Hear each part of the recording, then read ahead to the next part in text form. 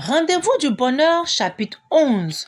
Le temps passait et Thérèse Delors s'investissait davantage dans son travail pour tenter d'oublier sa peine, pour ne plus avoir à penser à chaque instant à avouer à leur enfant. Mais c'était difficile. Plus le temps passait et plus il aimait. Dans le cabinet, il s'était imposé par son sérieux et son assiduité.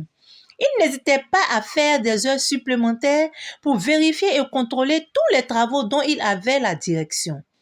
Tout le monde était unanime sur son efficacité et son acharnement au travail.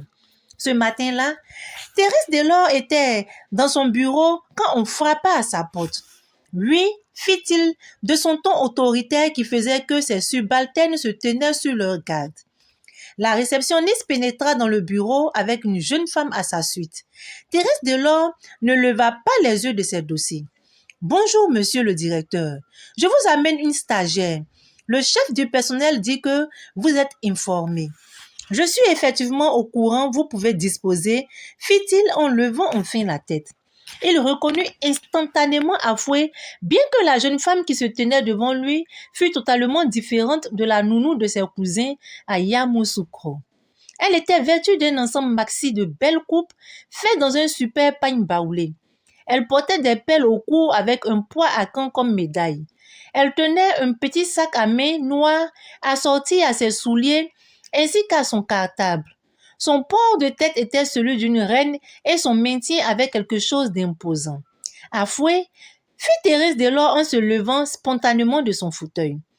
Mu par un élan de bonheur indicible, il contourna son immense bureau et s'approcha de la jeune femme. « Bonjour, monsieur, » fit-elle d'un ton éduqué et distant, comme si elle ne reconnaissait pas l'homme en face d'elle. Elle lui tendit des papiers qu'il prit et consulta. Il y avait une demande de stage jointe à son curriculum vitae et une attestation d'admissibilité au brevet de technicien supérieur, option comptabilité. Thérèse Delors était stupéfaite.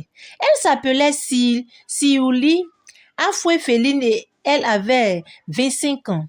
Il posa les papiers sur son bureau et tendit la main vers elle. Mais elle fit un pas en arrière et l'évita. « Que t'arrive-t-il » demanda Thérèse Delors.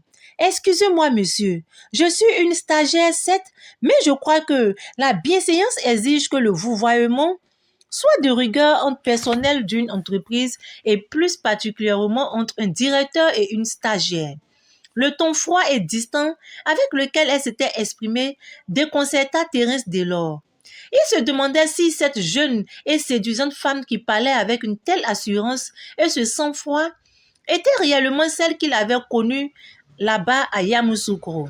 « Comment vas-tu ? Et ta grossesse ?» reprit-il pourtant d'un ton hésitant. « Quelle grossesse ? De quoi parlez-vous ?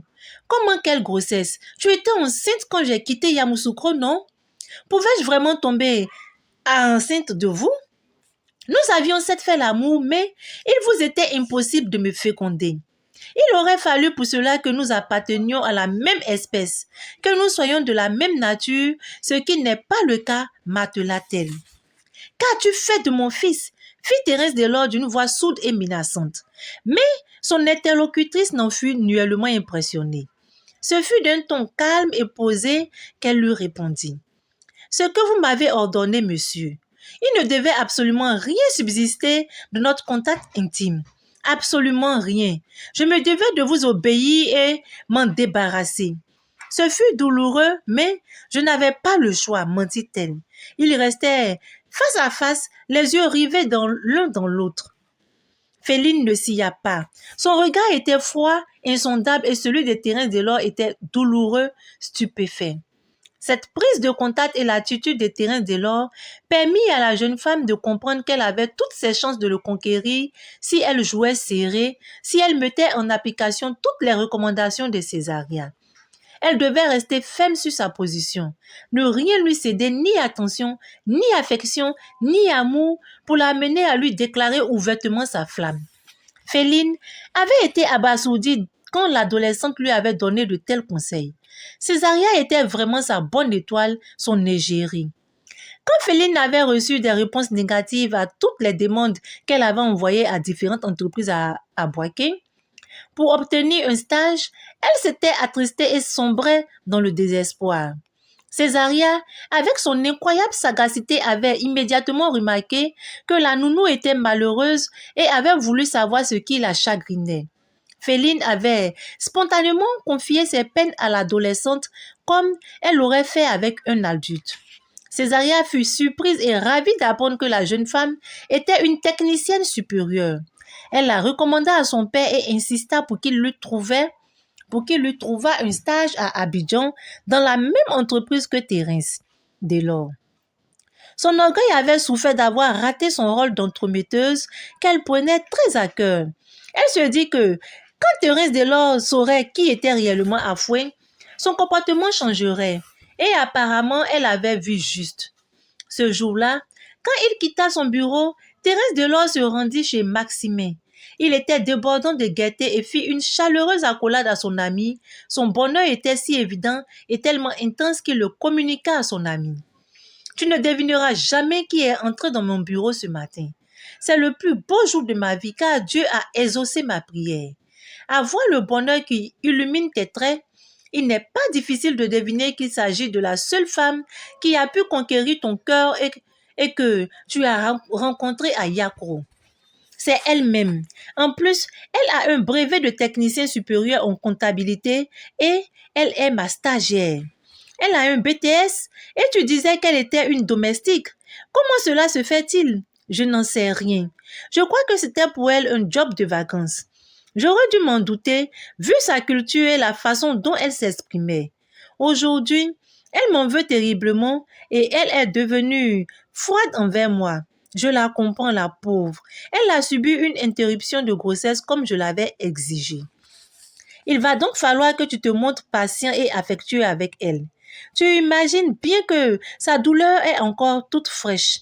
Le plus important est que vous soyez à nouveau en contact. Féline avait commencé son stage. Elle se révéla très consciencieuse et ne manifestait d'intérêt que pour le travail qu'elle faisait.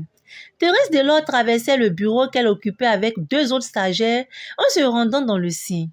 Quand il saluait à la cantonade, elle y répondait d'un ton neutre sans manifester la moindre émotion. Quand elle le croisait dans les couloirs, l'ascenseur ou le hall de l'immeuble, elle lui témoignait une indifférence sourde, muette et aveugle. Et chacune de ses attitudes était un coup de couteau planté dans le cœur de Thérèse Delors. Ce matin-là, quand il pénétra dans le cabinet, Féline, qui était toujours l'une des premières à arriver, était seule. « Suis-moi », fit-il en introduisant sa clé dans la serrure. Il ouvrit la porte et la maintint pour lui permettre de rentrer dans le bureau. Puis, il boucla derrière eux. « Que dois-je faire pour que tu daignes changer d'attitude envers moi ?» demanda-t-il à brûle-pourpoint. « De quoi parlez-vous? Je t'interdis de me vouvoyer sans arrêt, Féline. Pas après ce qui s'est passé entre nous. » « Que s'est-il passé entre nous? Rien de particulier si mes souvenirs sont bons. Vous aviez besoin d'une femme, n'importe laquelle pour assouvir votre libido et la nounou de vos cousins était la seule disponible. Vous l'avez sifflée, elle a obtempéré, docile et consentante. Je t'en prie, Féline, je regrette mon attitude, mais de grâce, ne me le rappelle pas à tout bout de champ. Ne sois pas si amère. Amère, moi? Pas du tout. J'utilise simplement les mots qu'il faut pour vous rappeler ce qui s'est passé, pas plus. Je ne suis pas un idiot. Je sais que tu en souffres et moi aussi. Tu m'as offert ta pureté, Féline. Ne me dis pas que cela n'a pas la moindre importance pour toi et que tu l'aurais perdu avec le premier venu. » Ces paroles blessaient si profondément la jeune femme dans son cœur qu'elle perdit instantanément son assurance. Sa voix se brisa et des larmes montèrent à ses yeux. « Tu t'étais donc rendu compte que j'étais vierge ?» demanda-t-elle furieusement en le tutoyant enfin. Thérèse Delors fut incapable de soutenir son regard et de répondre à sa question. Il baissa la tête de honte et de remords. Comme toutes les adolescentes, je faisais un rêve, celui de découvrir l'amour dans les bras du prince charmant qui, ensuite, me demanderait de l'épouser comme dans un conte de fées. Et j'ai vécu dans cette attente avec cet espoir jusqu'à l'âge adulte. Jusqu'à ce jour, jusqu'à ce que je te rencontre. Tu as les traits, le physique, la prestance, même le palais de ce prince charmant. Dès la minute où mon regard s'est posé sur toi, je me suis dit, ça y est, voici enfin l'homme que j'attendais. Mais je m'étais trompée. Tu n'avais que l'apparence de mon prince charmant à moi, pas son essence ni son cœur. Tu as sa beauté, mais pas sa bonté. Tu m'as blessé à tout jamais. Tu m'as ôté le goût de l'amour. Merci, acheva Féline en quittant le bureau avec le torrent de larmes qui ruisselait sur ses joues. Thérèse Delors n'osa pas la rattraper. Il resta seul, pétrifié. Les paroles de Féline bourdonnaient encore à ses oreilles, comme s'il avait reçu une gifle. Il était profondément affecté d'apprendre qu'il lui avait fait tant de mal. Il ignorait que sous sa blouse de nounou, c'était une jeune femme sensible, profondément romantique. Grand Dieu, comment pouvait-il se faire pardonner, lui faire oublier? À cette minute précise, il eut la certitude que Féline était son âme sœur, sa moitié significative, et que, si jamais il la perdait, il vivrait malheureux le restant de sa vie, comme me le mettait en garde Massime. Ainsi s'achève notre chapitre. Waouh, l'amour! Enfin, il va aussi souffrir comme elle, Féline, a souffert. C'est ce que je retiens de ce chapitre. Sur ce, je vous dis à très bientôt.